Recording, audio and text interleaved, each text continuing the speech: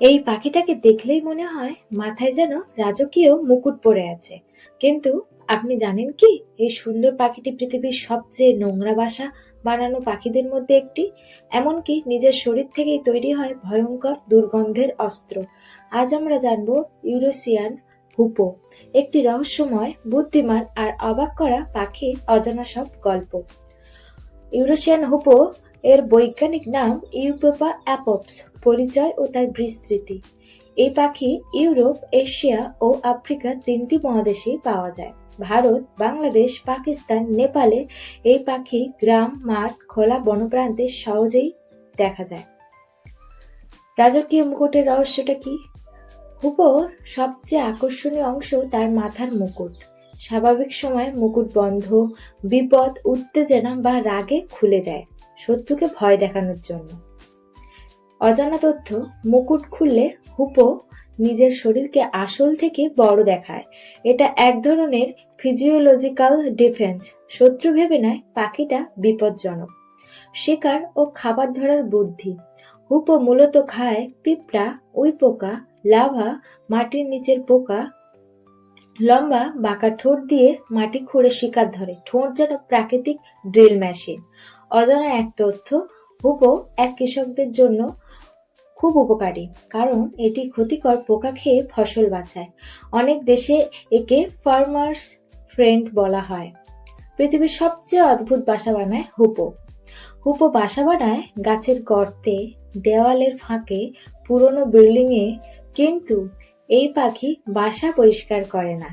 Shocking অজানা তথ্য: hoopoe ইচ্ছা করেই বাসা নোংরা রাখে, কারণ নোংরা বাসা থেকেই তৈরি হয় তাদের সবচেয়ে বড় অস্ত্র, দুর্গন্ধ ও জীবন্ত রাসায়নিক অস্ত্র। মা হুপো ও তার বাচ্চারা নিজেদের শরীর থেকে একটি বিশেষ দুর্গন্ধযুক্ত তরল ছাড়ে।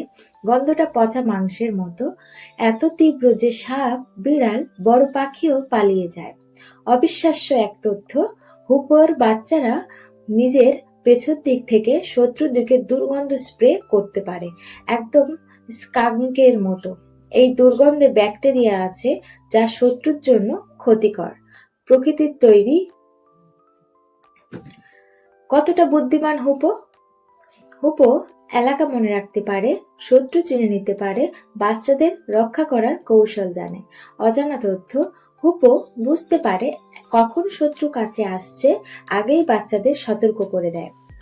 ডাক ও যোগাযোগ: হুপোর ডাক হুপু হুপু, এই ডাক থেকেই নাম এসেছে হুপো। মজার তথ্য: প্রতিটি পুরুষ হুপোর ডাক আলাদা। মেয়ে হুপি ডাক শুনেই সঙ্গী চিনে ফেলে। ধর্ম, ইতিহাস ও সংস্কৃতিতে হুপো। ইসলামী ইতিহাসে হুপো ছিল হযরত সুলাইমান এর বার্তাবাহক। প্রাচীন সংস্কৃতিতে জ্ঞানের প্রতীক, সৌভাগ্যের চিহ্ন, রাজকীয় পাখি। অজানা তথ্য: খুব কম পাখি আছে যাদের নাম ধর্মীয় গ্রন্থে উল্লেখ আছে। পরিযান ও অভিযোজন: হুপো অনেক সময় হাজার হাজার কিলোমিটার পাড়ি দেয়। শীতে উষ্ণ দেশে যায়, গ্রীষ্মে আবার ফিরে আসে। অজানা তথ্য: হুপো নতুন জায়গায় গিয়েও খুব দ্রুত খাবার ও আশ্রয় খুঁজে নিতে পারে।